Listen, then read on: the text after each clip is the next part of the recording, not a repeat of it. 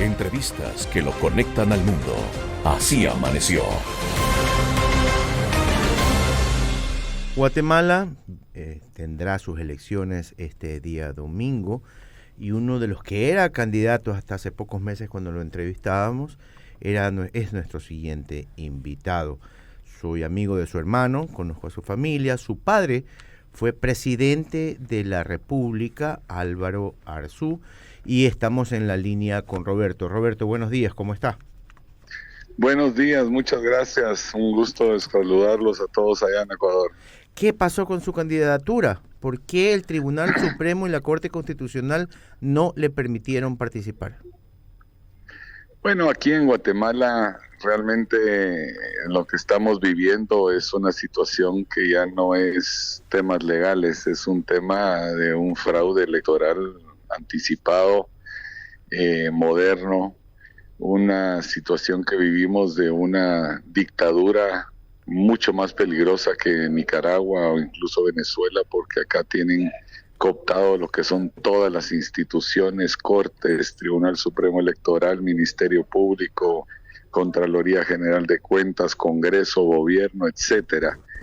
Y bueno, pues obviamente nos sacan de una manera totalmente ilegal a mí y a otros dos que somos los que más teníamos posibilidades de ganar las elecciones, de una manera burda, ridícula y totalmente ilegal, y sin importarles. Esa es la realidad. Es tremendo lo que está sucediendo en Guatemala y hoy estamos al borde de una elección totalmente ilegítima que solo nos va a poner en una posición de consolidar el sistema corrupto que actualmente tenemos. Roberto, usted habla de ellos, de que ellos captan todas las instituciones. ¿Quiénes son ellos para nosotros, para que nuestro oyente... Bueno, empezando con el presidente, eso es lo peligroso, ¿verdad? Que aquí el presidente se vuelve el gerente de turno de este sistema, ¿verdad?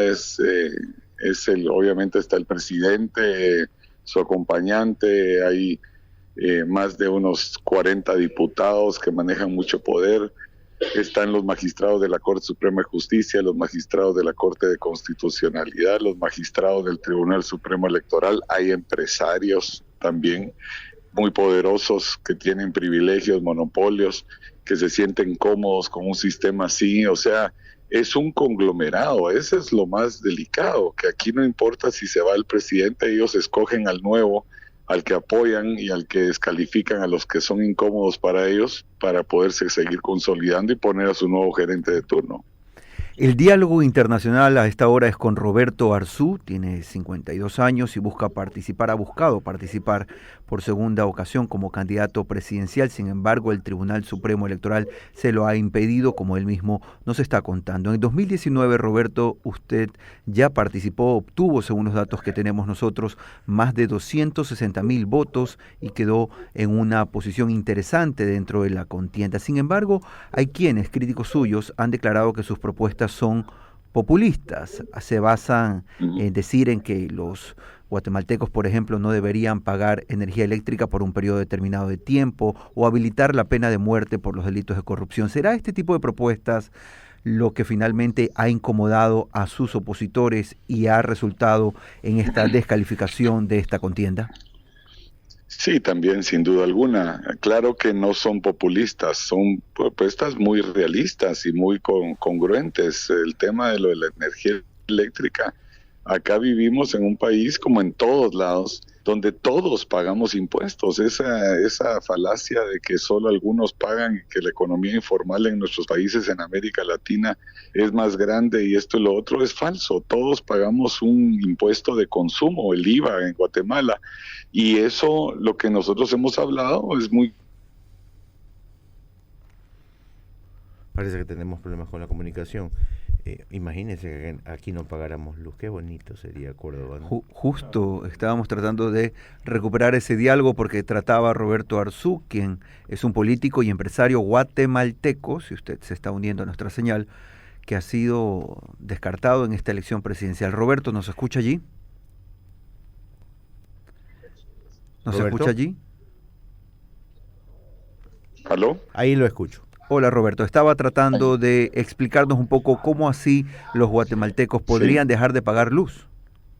Claro, pues mira, en primer lugar, Guatemala tiene una gran ventaja con otros países que nosotros tenemos una generación, tenemos capacidad de generación del doble de lo que utilizamos en horas pico. Eso ha sido gracias a una desmonopolización que efectivamente hizo mi padre. Tenemos el 70% de energía renovable. En fin, ha sido un ejemplo en el mundo.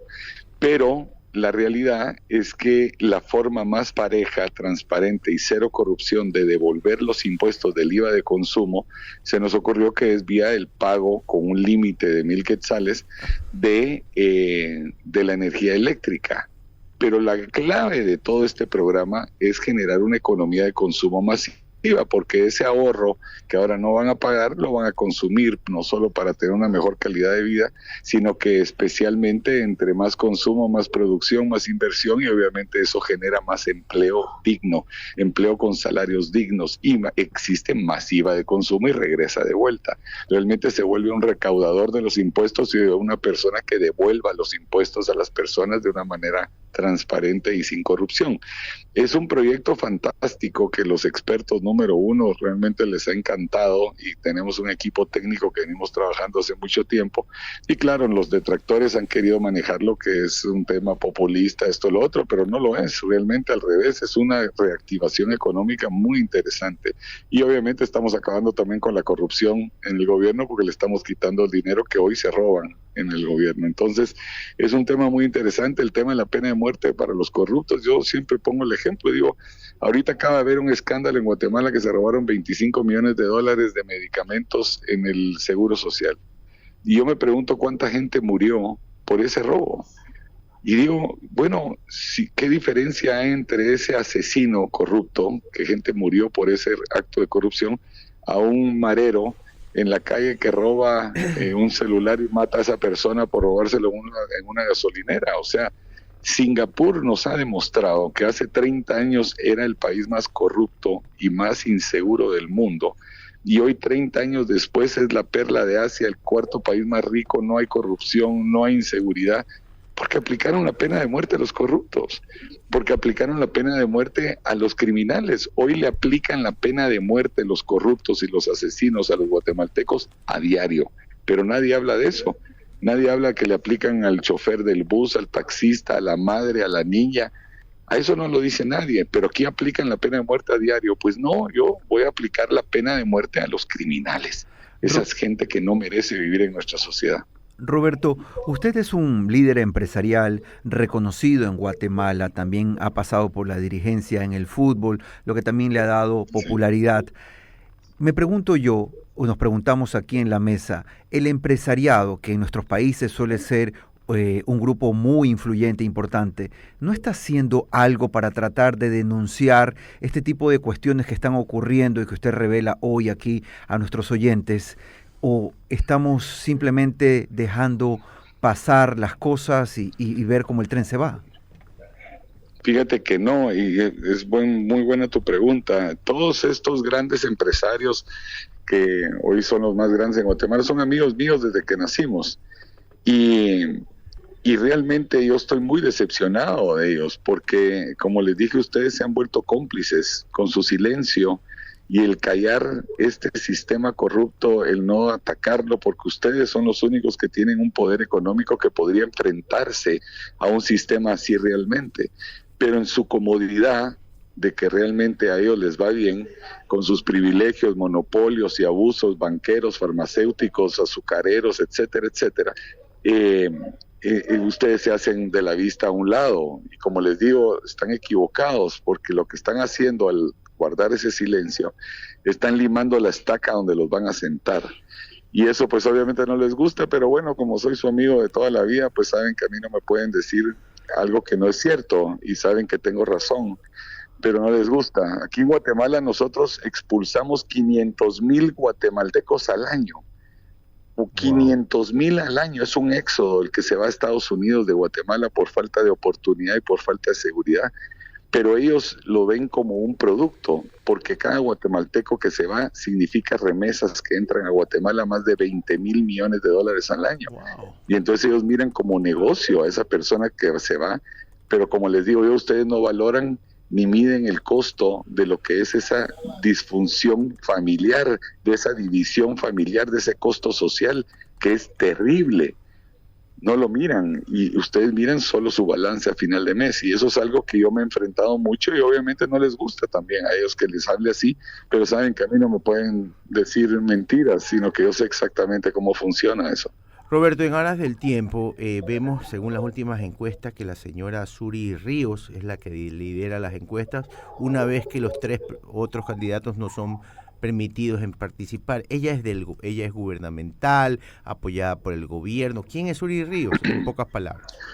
No, en la encuesta formal en Guatemala encabeza el señor Edmond Mulet la encuesta con Sandra Torres. Ya Suri Ríos está muy abajo, pero sí, Suri Ríos y Sandra Torres son las candidatas que eligió este sistema para que sean sus nuevas gerentes de turno.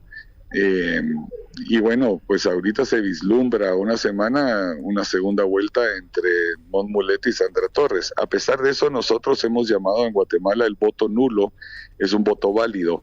Y en Guatemala existe la ley que si el voto nulo saca el 50% más un voto, se repite en las elecciones con todos los mismos o nuevos candidatos. Wow. En un mes, en 90 días. Por ende, hemos salido los tres candidatos que quedamos excluidos a pedir ese voto nulo, y hoy ya está con el 23% en primer lugar el voto nulo. No sé si nos va a alcanzar, pero sí va a generar y sembrar realmente una incertidumbre, más que incertidumbre, demostrar la ilegitimidad y el rechazo al sistema que gane el voto nulo en Guatemala. Roberto, muchísimas gracias. Se nos acabó el tiempo por haber estado esta mañana en Así Amaneció. Le deseamos la mayor de las Muchas suertes. gracias. Un abrazo a toda la gente en Ecuador. Mucho gusto, muy amables. Gracias. Era Roberto Arzú, él es político y empresario guatemalteco, que era precandidato a la presidencia de Guatemala, que se realizan las elecciones este domingo, pero fue nulitado por el Tribunal Supremo Electoral y finalmente la Corte Constitucional también dejó en claro que no podía participar.